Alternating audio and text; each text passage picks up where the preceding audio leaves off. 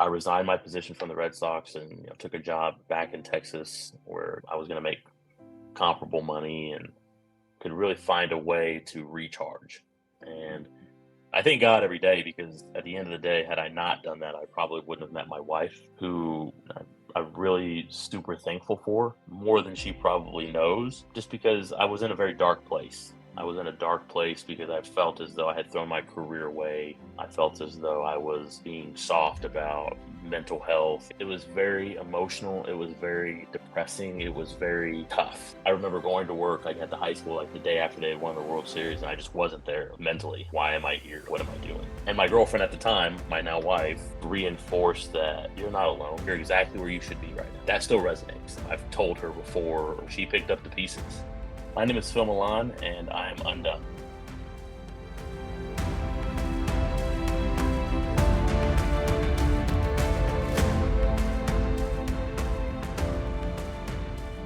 Hey friend, I am glad you're here. Welcome to episode 60. I don't know if you know this or not, but every full episode currently takes me about 5 hours to record, write, edit, produce. The first one took me 15, so I'm getting better, but still, episode 60 means I'm probably somewhere around the 300 hours mark on this podcasting journey. And a journey it has been, finding a rhythm with interviewing, smoothing out how to book guests, learning new software and platforms. I went back and listened to bits and pieces of some of those early episodes, and they weren't terrible, but I think I've gotten better. Isn't that what this is all about? Having big dreams means being willing to hit a few potholes along the way. If this is your first episode, my sincerest hope is that you love it, that you find enough value in it, that you'll commit to making me part of your weekly routine. On your walk or on your workout, during your commute, at the end of a long day. I'd love the chance to become a regular, welcome, a meaningful source for good and for growth in your world. So stick around. If you're regular, thank you so much for your love and your support. This podcasting attempt or growth in any way can be a scary thing. There were times when I wondered if any of this mattered or if any of it was making a difference. But you reminded me that it does and that I am. So for real, thanks. That said, welcome to yet another episode of Becoming Undone, a podcast for those who dare bravely, risk mightily, and grow relentlessly. I'm Toby Brooks, an athletic trainer, strength conditioning coach, and a professor of rehabilitation science at the Texas Tech University Health Sciences Center. Over the past 2 decades, I've been blessed to work with some incredible achievers, and over time, I've grown more and more fascinated with what sets them apart and how failures can frequently be necessary steps on our path toward success. Each week on Becoming Undone, I invite a new guest to examine how high achievers can transform from falling apart to falling into place. I'd like to emphasize that this show is entirely separate from my roles at Texas Tech, but it's my attempt to apply what I've learned and what I'm learning, and to share with others about the mindsets of high achievers. For Missouri native Phil Millan, an early love for the game of baseball eventually led to the pursuit of a career as a healthcare provider, where he completed a bachelor's degree at the University of Missouri and a master's of athletic training at the Texas Tech University Health Sciences Center. Eventually, he became a certified athletic trainer, and after internships with the Kansas City Chiefs and then Oakland Raiders had helped whet his appetite for pro sports, the lure of baseball won out after graduation, and he landed a job in the minor league system of the Boston Red Sox organization. However, after a few years, that pro sports job had taken its toll on Phil's mental health, and he made the tough decision to leave the setting for good, or so he thought. After a variety of stops at a high school and working with the Air Force, an opportunity came up again, and he found himself back in baseball. Hear Phil tell his story of overcoming adversity, caring for yourself in order to best help others, and how some of the darkest days of his life actually helped open the door to meet the love of his life. In episode 60, Find a Way with Phil Millan. Really excited this week. Former student who's become a good friend. Look forward to random text messages from Phil Millan. Phil's joining us from a hotel in Atlanta today. Is that correct? That is correct. Yeah, so based out of Florida, but spends a good amount of time outside the country. Phil is the assistant minor league baseball athletic training coordinator, Latin American medical coordinator with the Boston Red Sox organization. So Phil, I'm really looking forward to cracking the lid off of you today and seeing what makes you tick a little bit. So I always start off with a little bit of a softball. What did you want to be growing up and why? Dr. Brooks, it's always, first of all, I'd like to say just thanks for inviting me on. I know we've been talking about this for a while, but baseball season is one of those seasons that just seems to just never end. And especially for my position where dealing with international stuff takes me from January to December. But I think when I was younger, I think I wanted to be an anesthesiologist, like in high school. But after getting to my senior year and realizing that maybe biochem and OChem and all of the chemistry was probably not my strong suit.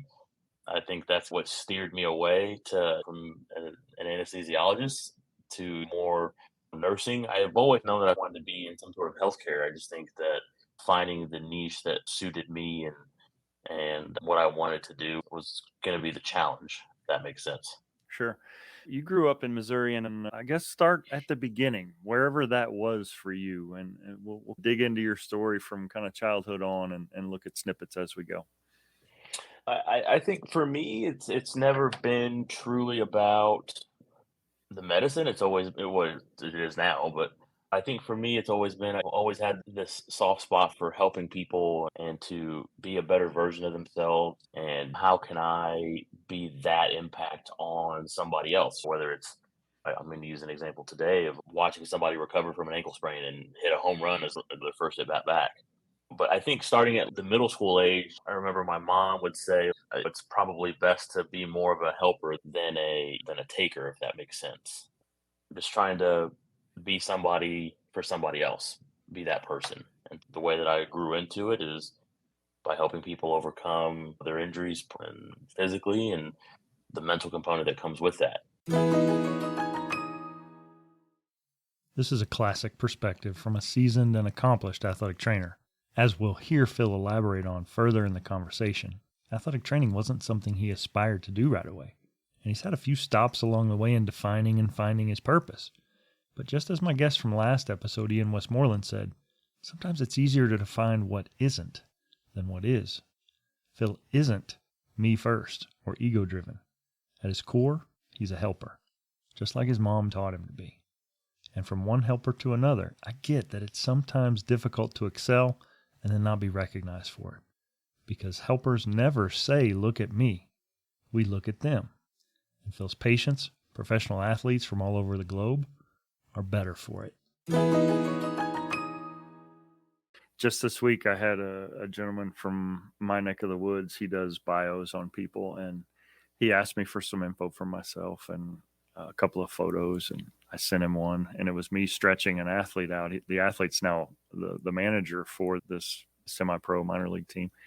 And the guy's answer to me was, hey, this is great, but do you have any pictures of like your face in the action shot? And I'm like, no, I don't. Every picture I have of me in action is pretty much the back of my head.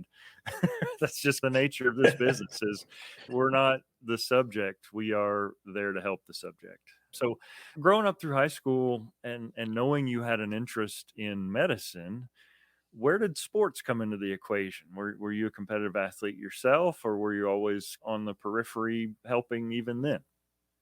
No, I played baseball. I played football. Never tried to play basketball, even though I thought that I could hoop with some of the best of them.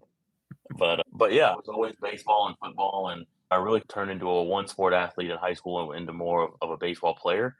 Being left-handed, it's a skill, but I realized early on that middle school and high school baseball are two wildly different things, and I didn't necessarily hit too terribly well, but baseball was just my thing.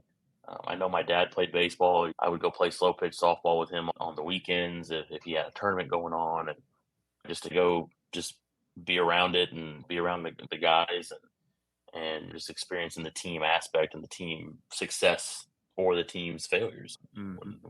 And just being able to see all of that, I think from the jump and seeing some of those guys just get banged up. My dad in his early 40s, just dealing with an ankle or dealing with the shoulder or whatever. I'm just like, we need you. In my young, naive mind, I was like, how can we get you guys back out there? Like, we need the boys back out on the field. And it's just really weird to think about like how it all comes full circle now. Yeah.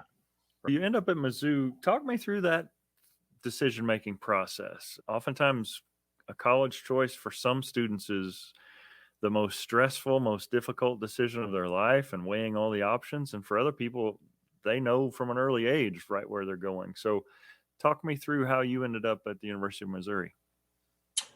So, funny story. I'm a first generation college student. My mom graduated from her university, Baker University in Kansas, my junior year of college. My dad went to trade school. Like there was never any conversation of you're going to college or you're going to do this. It was always you just need to get a job and you need to do what you can do to make your way. And I come from a household where we have three kids, and my parents can't afford to put me through school, and then 2 years later put my sister and myself through school, and then 2 years after that I graduated and my sister and my brother are in school. And so I decided that I'm just like, well, I'm gonna do it like everybody else does it. Everybody else is talking about we're gonna just do student loans and whatever. And back then that was when the height of the student loan, I would call it epidemic, was at its most rampant. And I just decided to say everybody else is going here, let's just go. And I think it upset my dad a little bit because he was scared of the student loan debt and was scared that I would be living beyond my means and so on, because that's not what he had taught me and what my parents had instilled in me from a young age. But I think he understood that I needed to write my own path, and my mom was very supportive of that decision. And I ended up at Mizzou, in-state school. Like it was not very far from home, but still far enough away to where I can be my own person, but also just close enough to where if I needed help, I could always drive an hour and a half down the road, east or west of I-70, and run into somebody that, was family. And so that's ultimately how I ended up at Mizzou. And it was pushed pretty hard to go to 2 years community college and then transfer. But I was like, all of my friends who I feel like I compete with academically are not doing that. And so why do I have to? And I think that kind of pushed me to really stick with it and try to still continue to compete academically. And that to me was a no-brainer. I'm like, I'm not going to community college. And I still, to this day, I tell my wife all the time, I'm like, I would not change anything that I've done in regards to my academics to go back and say I would go to community college for 2 years. Yeah, it sure would help with my student loan debt, but at the same time, I don't think that I would be where I'm at today had I chose to do that. I wouldn't have the connections that I have today or the experiences that I've had I chosen to go a different route academically. Yeah, that's it's a complicated relationship for me. I went to a community college, and I think we grew up probably in similar parts of the world, so to speak, where, at least for me, I won't speak for you, but small town mentality was if you didn't go to community college, it was almost like, oh, you think you're too good for us? And to aspire to go to a 4-year school was almost a social faux pas. And so I ended up going to community college. And what I didn't realize at the time was, yeah, I'll save some money on tuition, but I also gave up some scholarship dollars, recruitment scholarships to go to a 4-year school. And I think for the right student, a community college is absolutely the right decision. But for others, it's the wrong choice. And you're right. It takes time for those relationships to grow, especially in a tightly networked profession like athletic training. If you would have just showed up as a junior, you never would have had the time to build those relationships, the trust, and have those people be willing to put their reputation on the line to recommend you for work and stuff. So I think that it takes courage to be able to make that decision. And it also takes a belief in yourself that it's all going to pan out, because otherwise you're saddled with all this debt and you're no further ahead. So kudos to that. And going back on that, I didn't realize how much scholarship dollars I had until I actually looked back at my acceptance letter, which I still have to this day, both to Texas Tech and Mizzou. It was significant based on academic merit and some other scholarships that I had qualified for. And I was like, man, maybe this isn't going to be so bad. Yeah. And I think a lot of, especially I'm first gen as well. And so I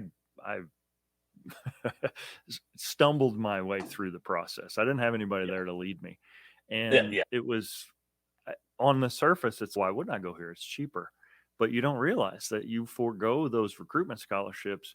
When I go to transfer as a college junior, I don't get much in the way of recruitment scholarships. They want to entice great students out of high school so that they can be there and become alumni, and alumni who give back and all those kinds of things. Yes. That's definitely the model. So you find yourself at Mizzou, big time athletics, Power Five. It's a little bit of a change in terms of what you probably experienced in high school. When did the seed start to germinate that big time athletics was where you saw your future? So I was telling my wife this the other day. I was like, can you imagine just me being just in scrubs all day, just working 412s or 410s or whatever, and just dealing with whatever specific field I would have chose to have gone into? And she was like, absolutely not. And she was like, but if you were my nurse though. Oh, behave. Yeah.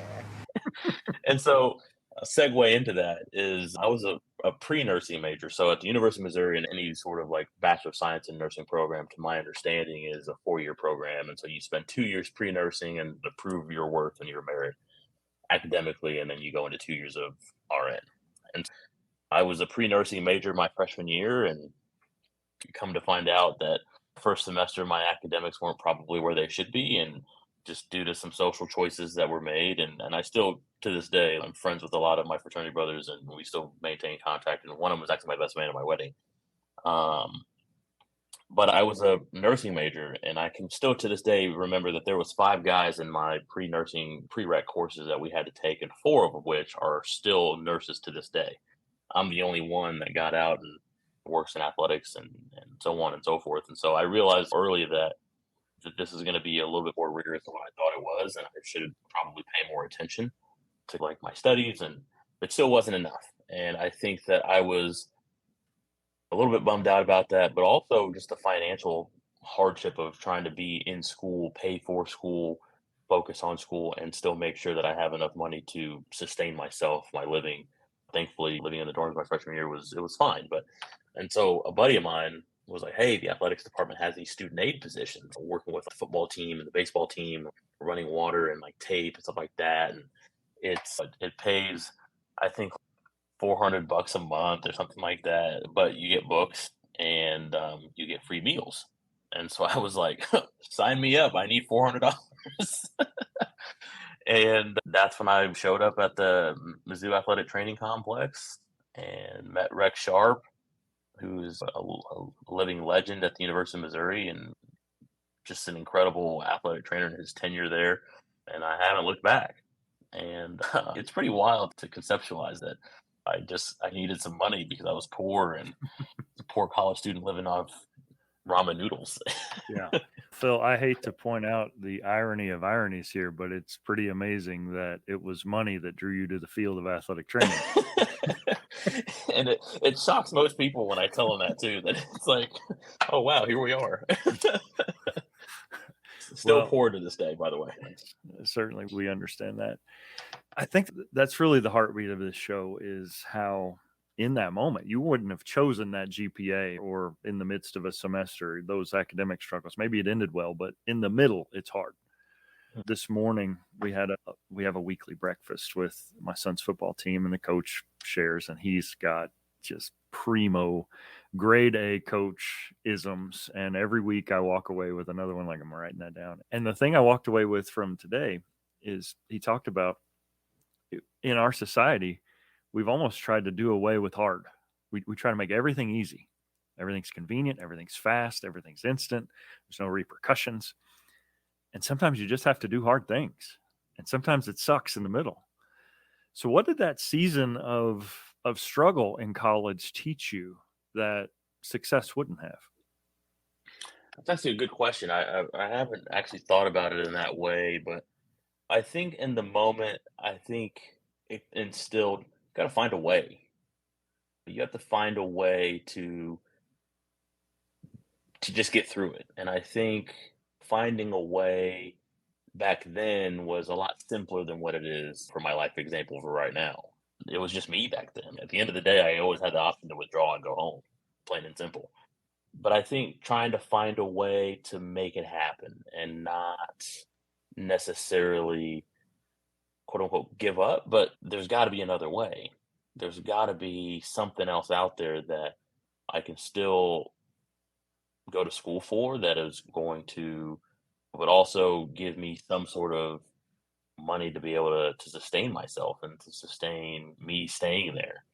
And so whether that's working additional camps or whether that's trying to save up meal swipes, so that we call them swipes back in the day, so that way we could eat, and trying to save up as much money as you possibly could to get you into that down payment on, or not down payment, but security deposit on an apartment, for example, for sophomore year, and then trying to stay just enough ahead to where you can figure it out. But I think just that was like the first true, all right, we need to find a solution. We need to find a solution fast. And that, to me, working for the athletics department was my solution. And it worked out. Yeah, you know. sure. So you're closing in on the end and realizing that athletic training is an option, looking at grad school. What was your thought process in leaving Mizzou and going to that next step in your life? It's another great story.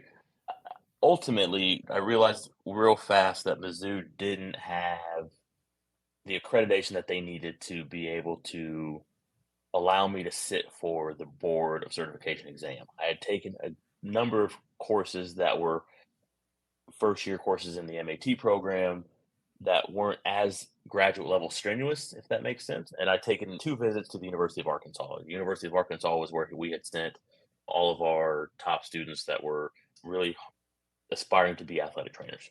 And I'd taken 2 campus visits down there, and I was like, this is going to be it. This is the place. Arkansas baseball is a top tier program. Arkansas is a great athletic training program from what I've been reading online. Don't have to take the GRE.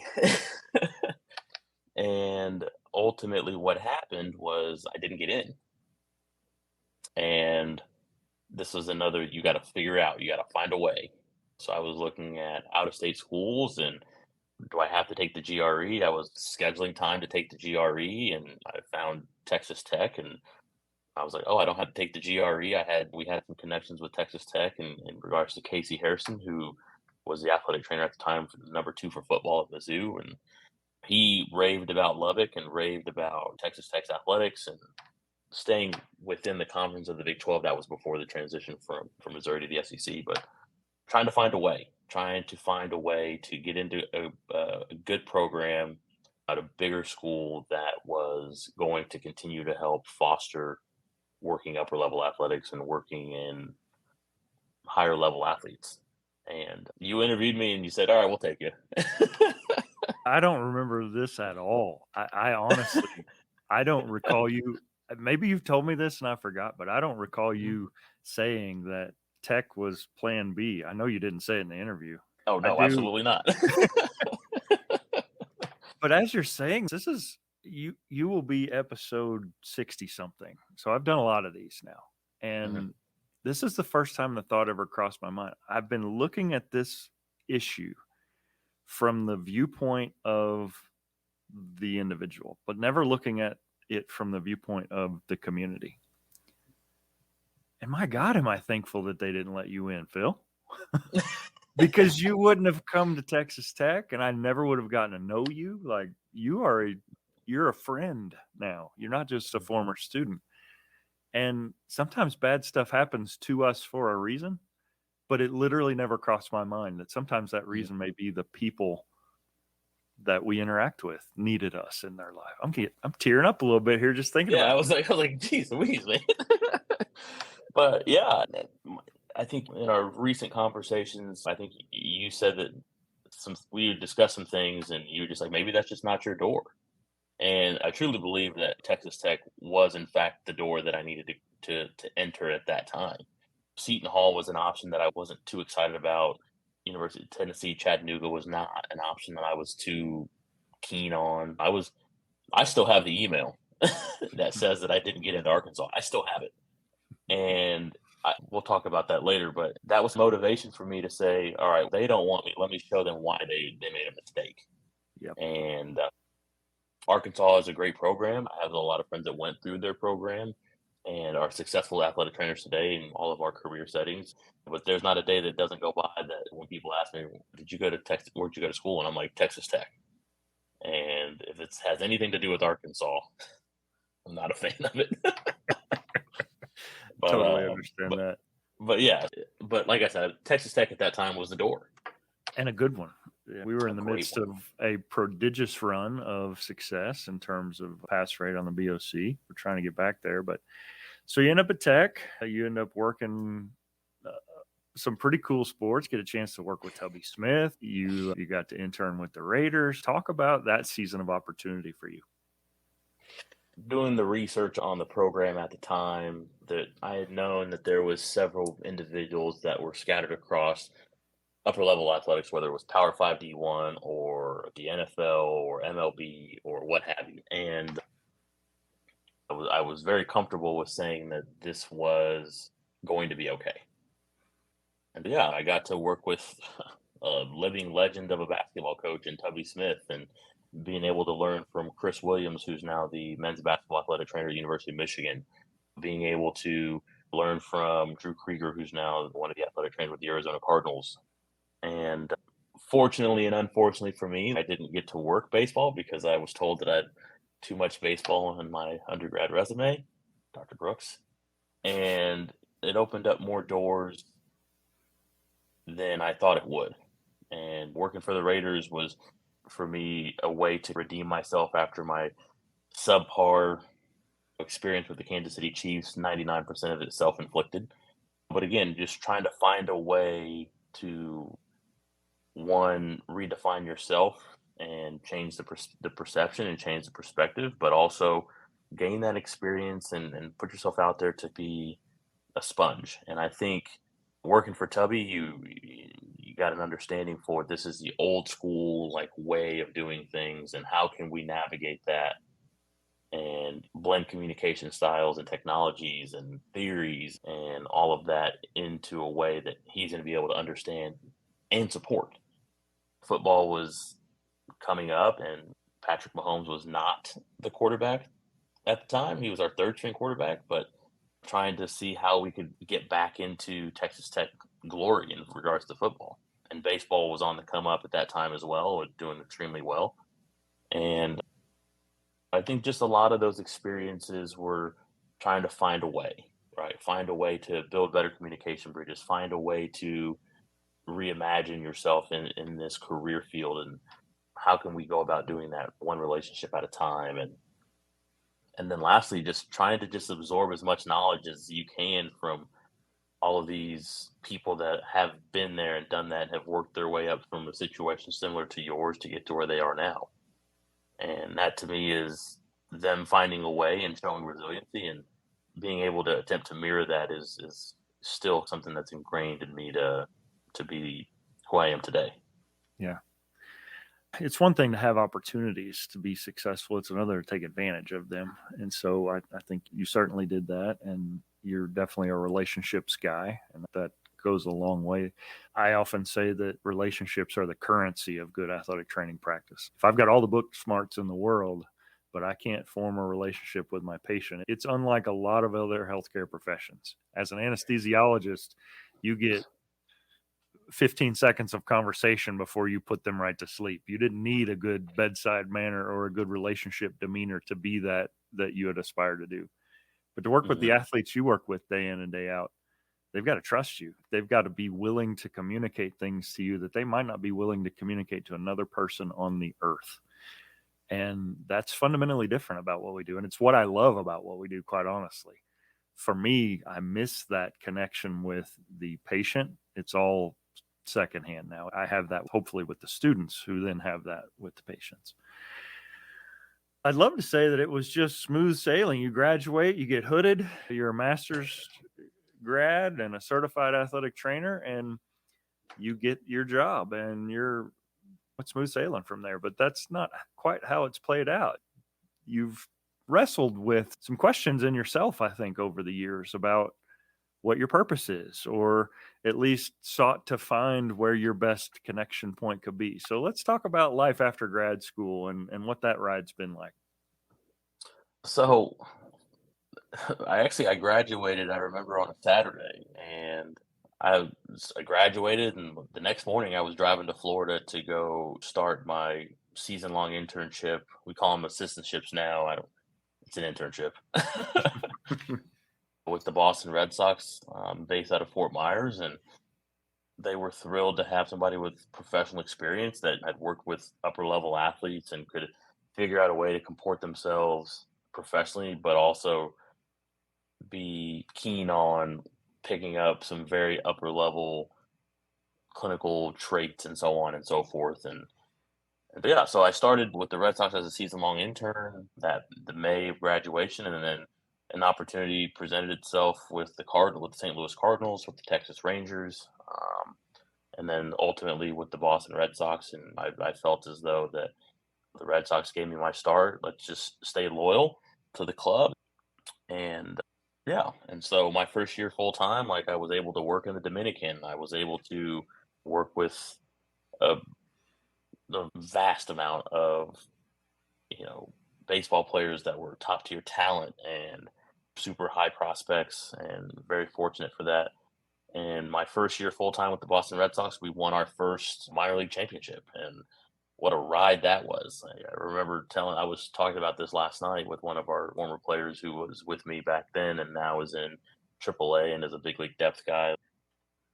We were unstoppable. Like, we were unstoppable. Yeah, we've had minor setbacks, but we found a way to bounce back. And I think that's the theme of kind of my career and so on, has been just finding a way.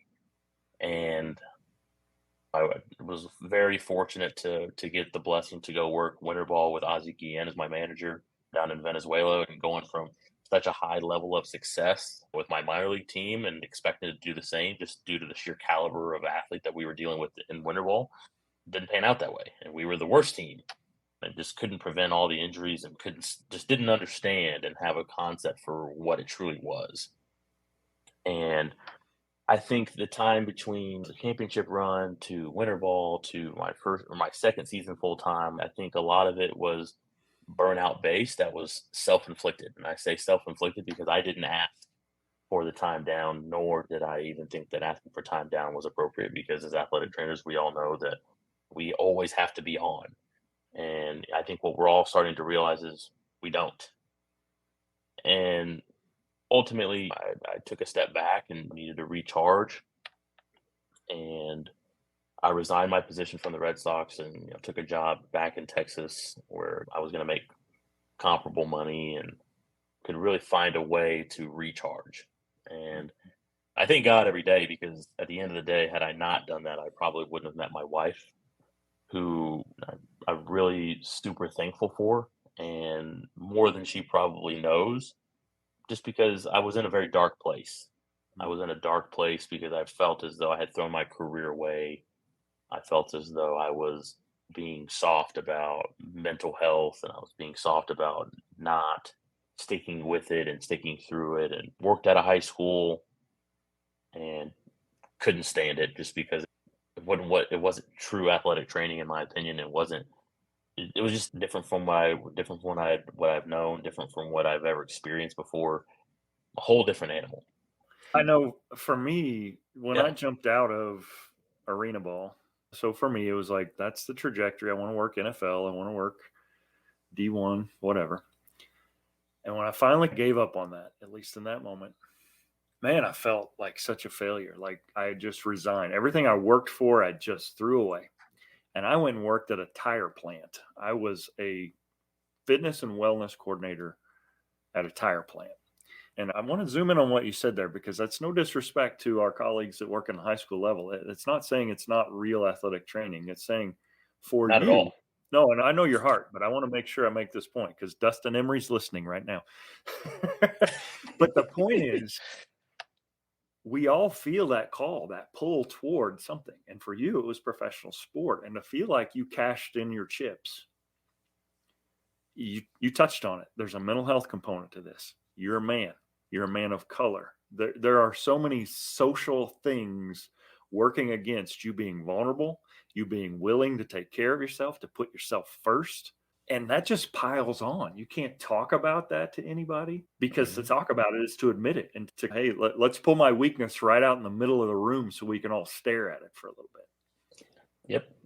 So what was that like when you handed your key in or shut the light to your office off for the last time, you thought, as a member of the Boston Red Sox organization? What was that day like for you? I get super emotional talking about it because similar feelings and fears are currently present, right?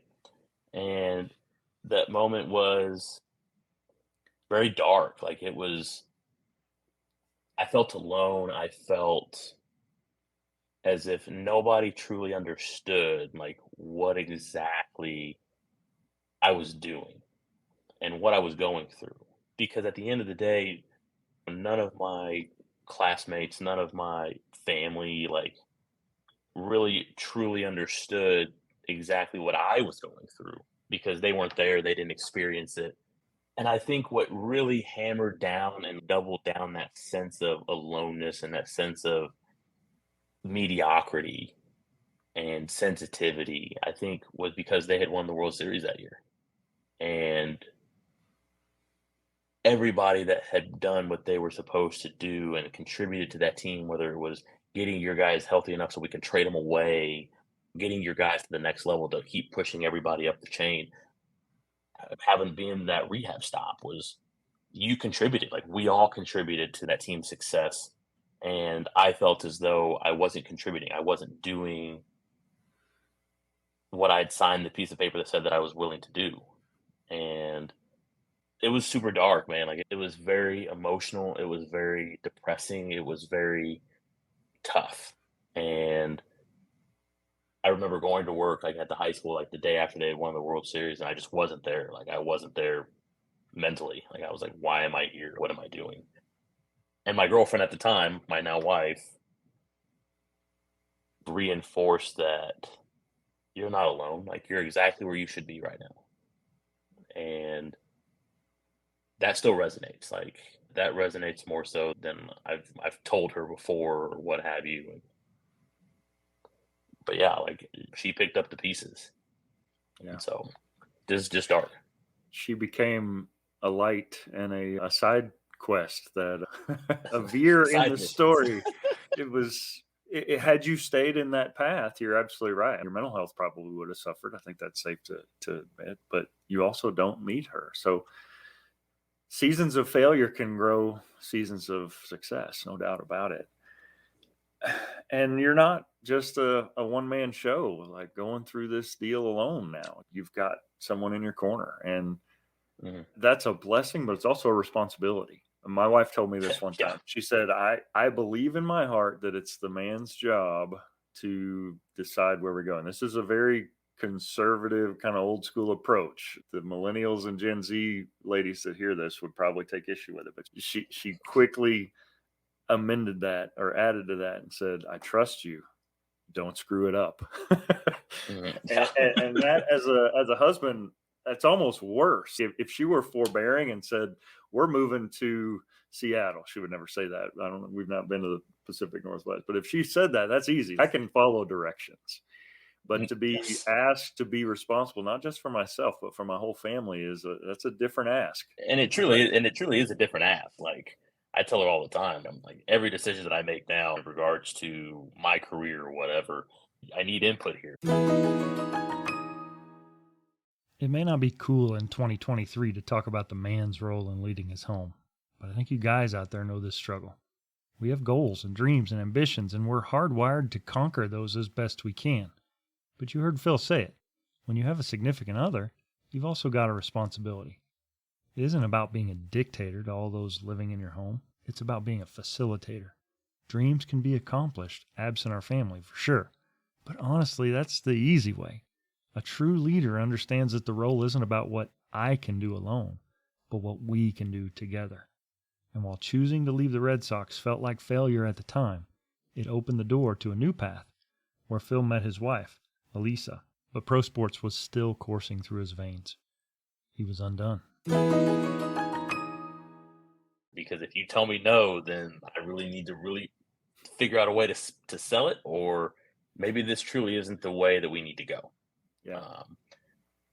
And it makes you really second guess everything, which I think for me is a challenge, but also it's a blessing at the same time, because simply stated, she's not going to let me do anything stupid. on my own. Right, right.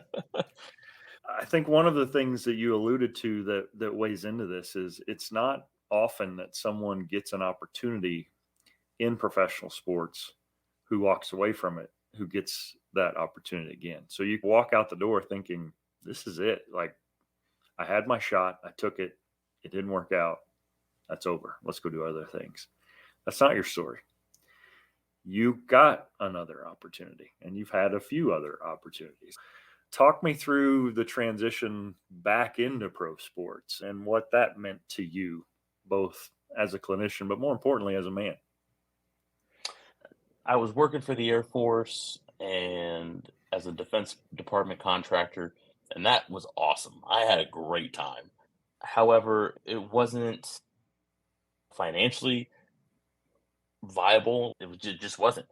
And I felt as though I wasn't growing as a professional, as a clinician, as a leader. I wasn't growing, and I felt as though what's the next step? So I ended up getting married. Our wedding was awesome.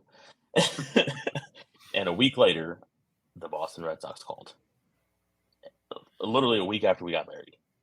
And I was a little bit caught off guard because I was like, it's January, spring training's in a month. Like, what? And I remember a lot of those turn the lights off moment in the office. I remembered, how I felt when I was asking for help. I remember the success that we had on the field, the success that we had medically speaking, the opportunities for learning, and all of that. And that was a very difficult time. And the head athletic trainer for the Boston Red Sox, Brandon Henry, instilled this in us: is you have $1 a day. Okay. It's up to you to decide how much of that dollar you divvy out to what needs attention and what you should really prioritize and what can wait until the next day when you have more in your bank account. And at the time, that was, for me, I need to devote all my time to this, because if this can become a reality, what does this look like and where does this set us up? Me and my wife and our future family and so on. Like, where does this get us? And there was more of a long-term trajectory working for the club than there was with the Air Force at the time.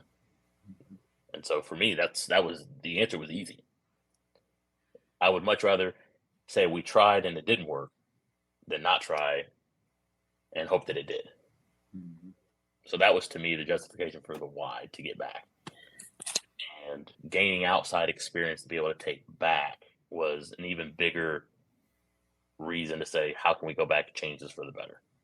Mm-hmm. As everybody knows, baseball is a tried and tradition sport that is very reactive instead of proactive, similar to the military. But I think that concept of being able to go back and what can I change, what can we make better with outside experience, really drove me to say, this is the path where we need to go. Yeah. Had you gone on that linear path and not taken the detour or the side route, you may or may not be in a different place professionally. Maybe you've got more experience, whatever. How do you think you as a clinician were different the second time around with the Red Sox organization, as opposed to how you would have been if you would have just soldiered on through that middle? I think, first of all, I think that handling personality types, I think personality types in different regions of the country, different cities, all of that plays a factor, in my opinion. But seeing the militaristic style of leadership and how that's not always conducive, but also seeing how, for example, at the high school setting, like, you're restrained to tax implications, and we're playing with taxpayer dollars and not necessarily just a private entity's dollars, dealing with different groups of different stakeholders, so like parents versus agents versus front offices versus this. I think all of that has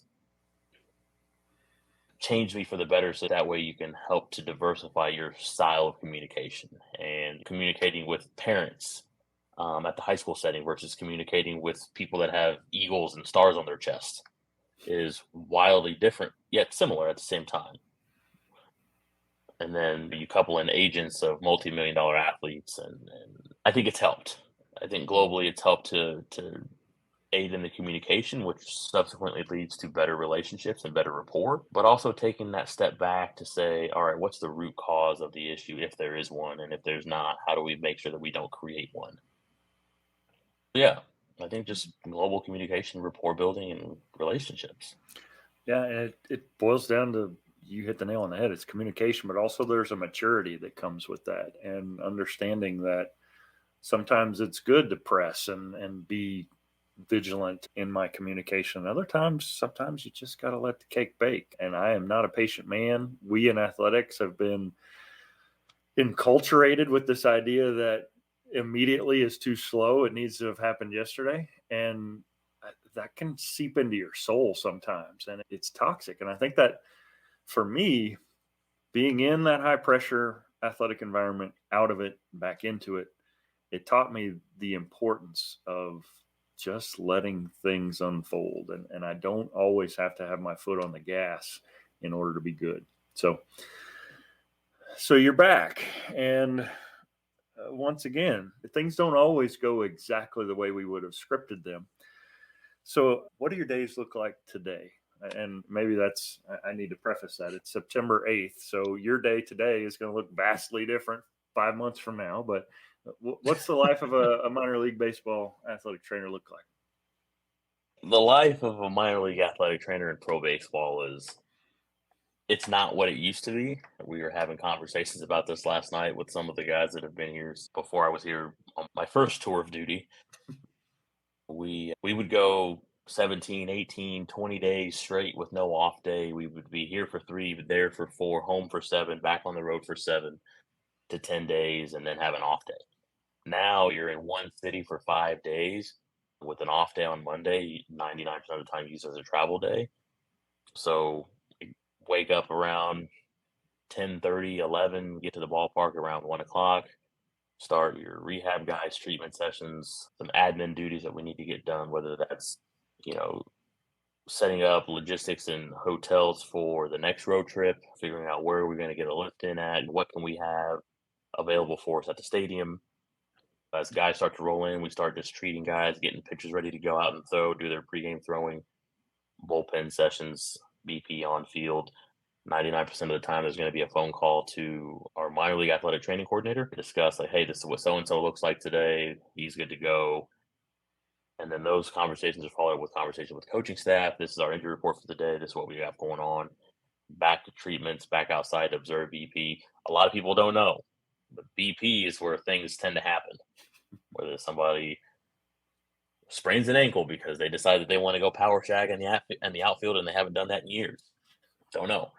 Or somebody takes the baseball to the face. You just never know.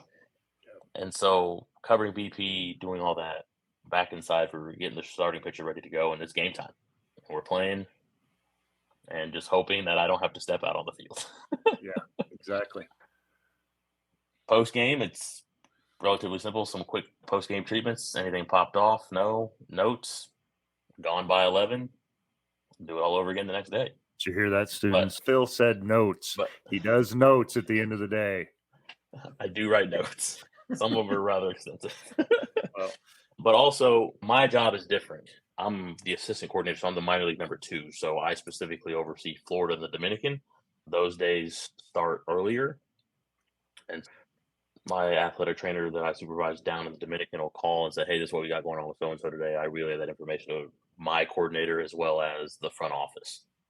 And so same thing with Florida things and happenings tends to how it should work and how it presents.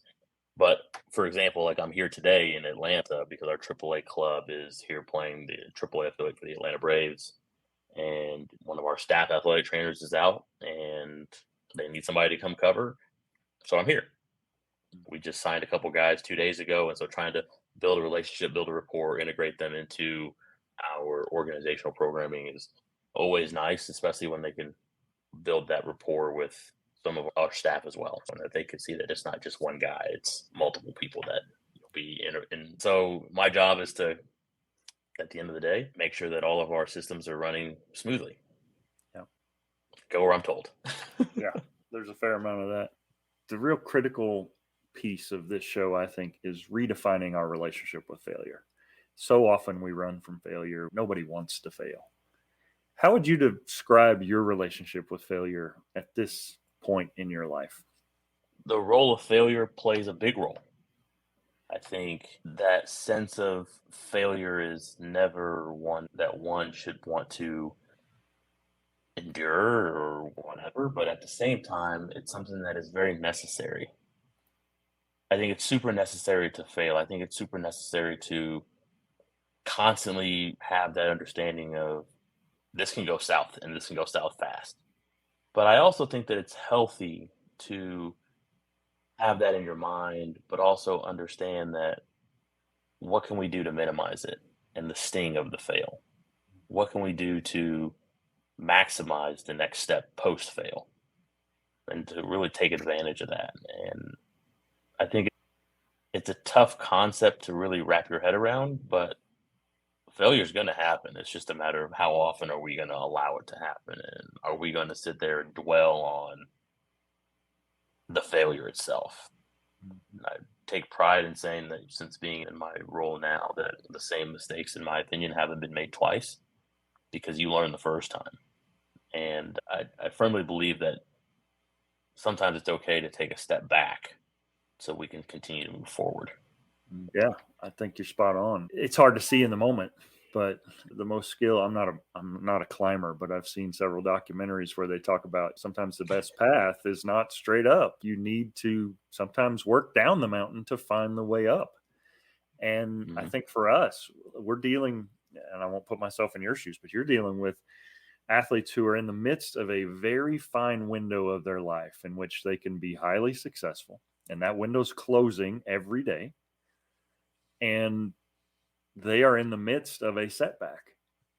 They didn't pick that injury, that hamstring strain, that ankle sprain, that shoulder surgery. And helping them navigate this relationship with failure, that's important for you to show mastery of as a man. But it's also important for you to be able to imbue that into the people who are counting on you to help deliver them out of this season of failure. And there's a trust that has to be built there. I had a conversation with the pitcher yesterday. I said, this is the first time that you've thrown a complete season without injury, and you've jumped 3 levels in one season, which is not very common. It's okay to know that the volume, you're not used to the volume, right? But let's look back on the global body of work before we start navigating down a path of, it's done. My season's done. Technically, yeah, your season might be done. We have 2 weeks left. Is it worth really trying to push, and then we cause an injury, and then now you're not ready to go for spring training? Now you're down in Fort Myers, grinding it out with us doing rehab. Or is it better to just say, let's keep it low, we'll simmer now, we'll rest, and then we'll come back ready to go because now we've seen it.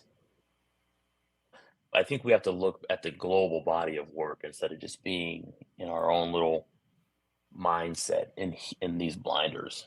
And that to me was just a recycle of stuff that I've went through an experience as well as currently going through. Like, how can I pass the blinders? Yeah. So.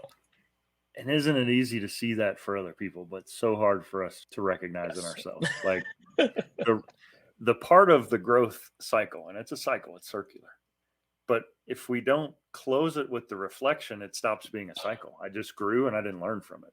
And I grow and I didn't learn from it. But it's the reflection piece that allows us to figure out, oh, that's what like you said, it's one thing to fail. It's another to make the same mistake multiple times. That's when I, as a leader, get upset. People aren't listening to me. Maybe my communication's off, whatever. But if you're really focused on growth, absolutely fail. Failure means you're trying new things. Don't continue to do the same thing wrong. Yeah. But we got to reflect on our practice, and we're our worst enemy. We work long hours and irregular schedules, so we don't take a lot of time to reflect, but it's a critical thing. Well, I want to land this plane. We got 2 questions left for you. I love music and the emotions that they can frequently represent. If we were watching a montage of your life, what song would be playing in the background? Oh man, that's tough. Man, I couldn't tell you right now. I have all this music in my head and a lot of the same songs play in my mind every day or in real life on the field. But I think for me, it's not a specific song. It's more of just like a vibe. It's it's just super chill, but groovy, bumpy. I don't really know how to describe it, but I haven't really been listening to any specific artists recently or any specific genre. It's just been just vibey. And Tosh Sultana has been my vibe lately. And I know that sounds real against the grain, but Tosh Sultana, incredible, incredible artist. Plays the piano, plays the guitar, like one person band. She's awesome. And super vibey music. And yeah, that's what's been I on feel my. that. No, And that's you then, to a T. Very introspective, and I hear what you're selling there. yeah, but I will say this Rod Wave has not put out a bad album. I'm a big Rod Wave guy. So yeah, I don't know. I wish we would have been able to see him in Tampa when we went and saw Beyonce, but he wasn't Yeah. there. Phil, certainly you're not this sage old veteran who's reflecting back on a life that's spent. You've got a lot of years ahead of you. We know that. What for Phil Millan remains undone? I think what remains undone is just the path to ultimate happiness is in the career, right? What is this? What is success? What is happiness? And I think it's super subjective. But I also think that happiness is joy, happiness is pride. But I also think happiness is also just being humbled and seeing the work that you've done come to fruition, whether that's seeing an athlete be successful or the birth of your first child or finding out that you are pregnant. But just trying to find joy in the little things for me has been the biggest thing, as well as just trying to be better about the relationships that I have and relationships that I keep. Yeah, I think that's still what's undone. And I don't think that'll ever get done. But so long as we're striving for that, I think that's what's the most important. Yeah. You're scratching me where I itch because as you're talking, I'm thinking last year was hard for me. We had a cohort that for whatever reason they didn't connect with me. And I don't know if it was scheduling or what, but at the end of the year, we always say we're not going to be social media friends until you graduate. And I don't know that I got one request from that bunch. And I'm not calling anybody out, but I also have interviewed Dustin and you and Stacy and Michaela's on my list. And for me, it's surreal and proud dad moment to be able to connect with you all in this way as the mature, awesome, competent professionals that you are out in the world doing great things. Man, you said it, like your influence, it carries forward. And so it gives you an opportunity to continue to invest, knowing that hopefully you left the world a better place. Yeah, absolutely. And it's always been an honor and a privilege to, one, be associated with you, and also this little square that we're in.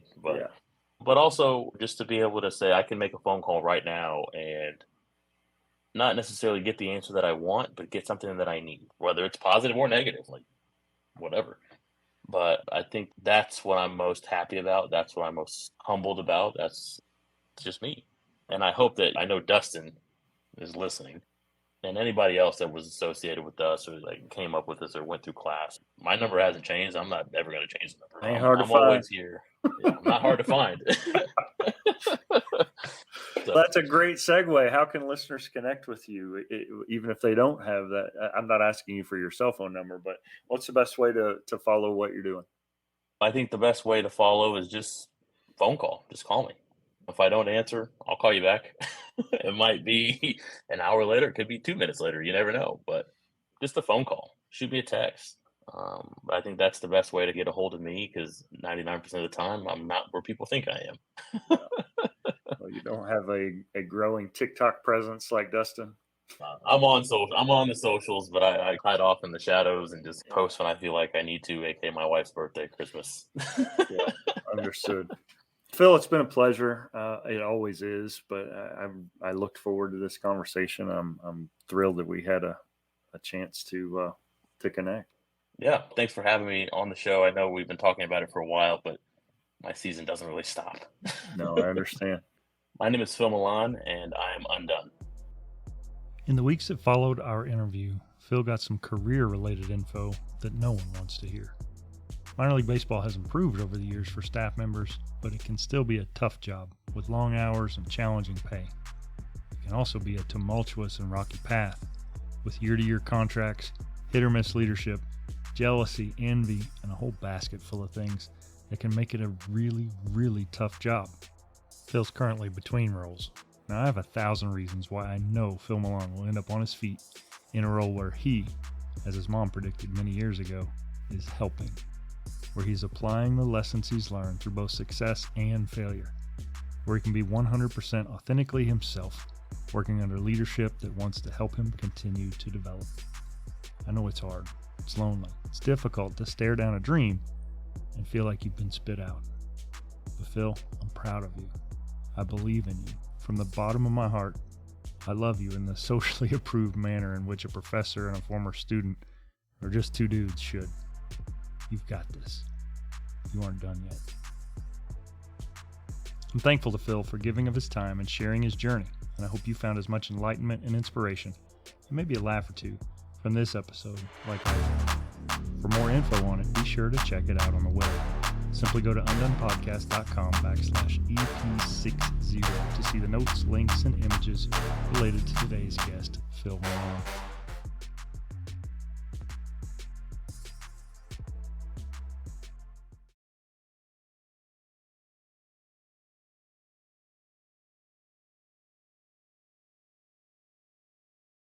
If you're listening, I've got a question for you, and I want to hear your answer. Phil's had more than one pivot in his journey that he's later been thankful for. What unexpected plot twist in your story are you most thankful for, and why? Go to the Undone Podcast Facebook or Instagram pages where you'll see the posts and artwork from this episode, along with this question, and weigh in. As we discussed, the best learning only comes through reflection. So reflect. Coming up, I've got entrepreneur Nick Hutchinson, podcaster and financial planner Paul Finner, and an exciting new series of mini documentaries that I'm working on that I can't wait to tell you more about. I also owe you a word to the third or two so that we can reflect back on some of the things we've been learning in these past few months. So stay tuned. This and more coming up on Becoming Undone. Becoming Undone is a Nitro Hype creative production written and produced by me, Toby Brooks. If you or someone you know has a story of resilience and victory to share for Becoming Undone, contact me at undonepodcast.com. Follow the show on Facebook, Instagram, and LinkedIn at Becoming Undone Pod. And follow me at Toby J. Brooks on X, Instagram, and TikTok. Listen, subscribe, and leave me a review at Apple Podcasts, Spotify, iHeartRadio,